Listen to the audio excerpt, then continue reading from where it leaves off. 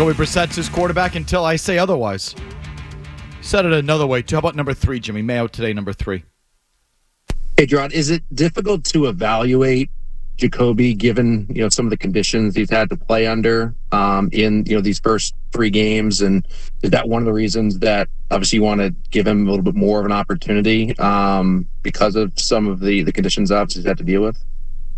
I don't know if that's the case. What I would say is all our focus right now is to get to 2-2, and I said we have the bonus Monday and then get ready for San Fran. So. Look, everything's always under evaluation, but just so I'm clear, Jacoby is still our starting quarterback until I say he's not. Okay. I got to tell you, on this story, have at it. Go ahead, 617-779-0985. Is Brissett, should he be benched? Should Drake Maye play? You know how I feel about the whole story? It doesn't matter. I mean, that's how I feel. It doesn't matter. I don't think that's the issue. It's like, all right, play him. What's it going to look like? Same. You're going to get the kid killed. And I mean, I'm not even worried about that.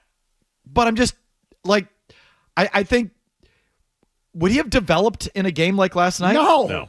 I think it's really difficult to develop when you're running for your life to that degree. No, that was just all that was a game of tag. You know what I mean? Yeah. He'd be running all night just trying to get away from people. But it's like they couldn't even run a play. It's going to be really hard for him to develop with the team looking like it's looking. And I'm not even talking about the injury thing. The injury thing is not my issue. You play football, there's an injury risk no matter what you do. I'm not talking about him getting killed. I'm talking about what's really going to be gained if he goes out there. 0. I don't know. Mike, they couldn't run a play. So if they're that bad, but he's marginally better than Brissett, that's not going to do anything for the team. I'm not sure exactly what it's going to do for him. And so, it just doesn't matter to me. Him running around out there on a horrible team, losing 34-14 I don't find any value in that. Do it if it makes you feel better. You won't watch it either. People say, well, at least he'll, be something to watch and something. No, it won't. If he's running around out there for his life and you're losing 34-14, you're not going to watch that either. But if you want to talk about it, by all means. To me, it just doesn't matter if he plays on this current incarnation of the team or not. What difference does it make?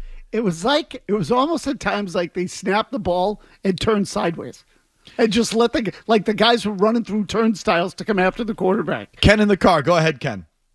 Yeah, guys. I don't know if you watched the pregame show at all last night, but at one point Kraft said he picked Mayo to be the next head coach 5 years ago.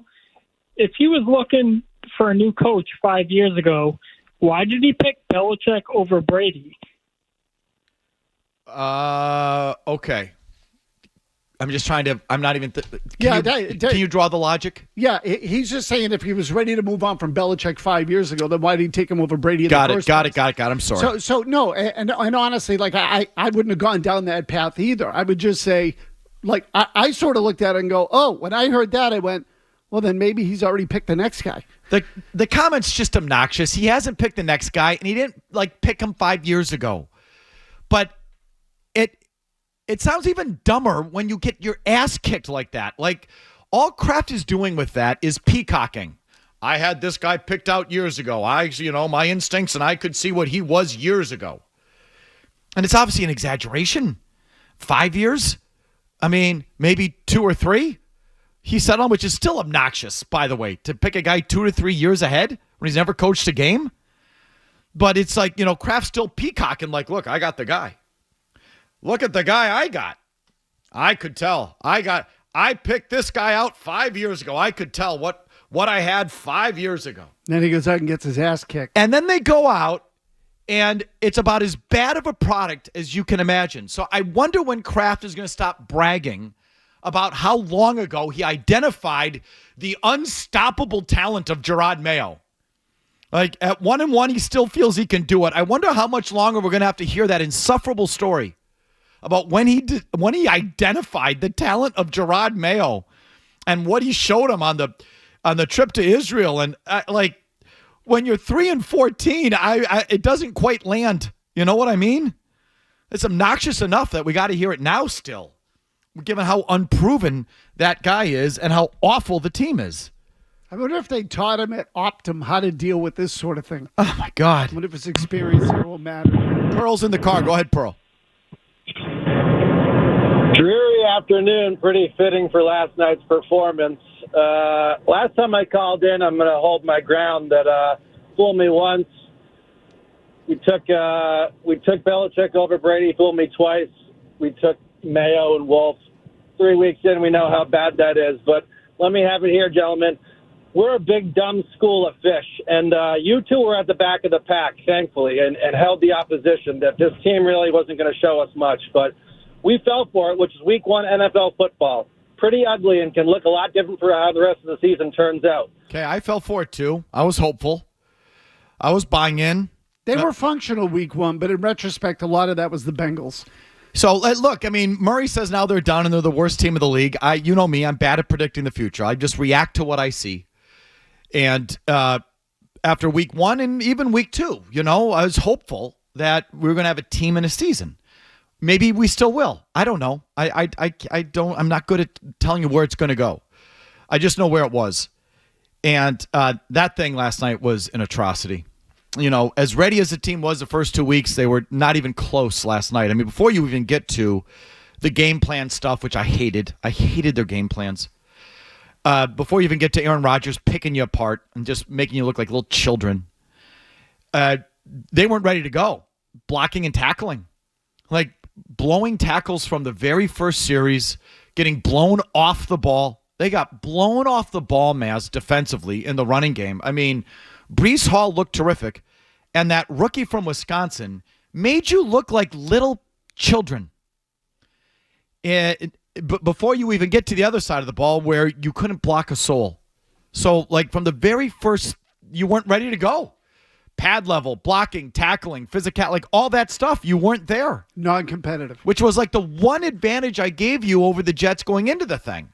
So it's stupid of me to think that was now etched in stone. You were going to be ready to go every week, and the stupid Jets weren't, and it was just the opposite. The Jets came out with pace on offense, and even though they didn't score on their first series, they came out with a purpose, and you did not. And so now I can't even count on that. That's the scary part. Well, exactly, because again, I said this to Murray during the break. When you get dominated like that physically, it almost doesn't matter what the score is. You had no shot. No shot. They were dominated physically right out of the gate. You know what the time of possession was? 40-19, 40 and change to 19. They said, you heard in the final call, the Patriots finished with 141 yards, 139 yards of total offense. 40 of that was on the Drake Maye series. Oh, I didn't even realize that. They had 90-something yards of offense when Maye came onto the field. Mike, at one point, they had 46 yards of offense and 45 yards in penalties. I heard Beatles say this earlier, that Drake Maye, you had so few snaps. Drake Maye played a third of your snaps last night. Is that right? That's what Beatles said. Something like that. He played a third of your snaps. That's funny. No, but Robert, still just, strut around how you identified Jerod Mayo. This talent, you can't let go talent of Jerod Mayo. You were onto it 5 years ago, and your instincts. And so I don't mean to, I just think it misses the mark to still be bragging about that. Yeah, I would now wait to see what happens before you throw your schmenzer on the table about how much foresight you had to identify this talent and the direction of your football team. Why don't you get a little clearer idea of what that is before you keep shoving Jerod Mayo and your scouting of Jerod Mayo down our throats? That's what I take from that comment. So they had 48 total offensive plays. Maye had 16 of them. Unreal. Is that crazy? I didn't think it was that many. Unbelievable. JV. And it was the Jets that did that to you. Does that land with you at all? The Jets. If you like that clip, check out more videos from Felger and Mazz here. For more Patriots analysis and opinion, hit this playlist. And for all the latest from the Sports Hub, download the app at 985thesportshub.com.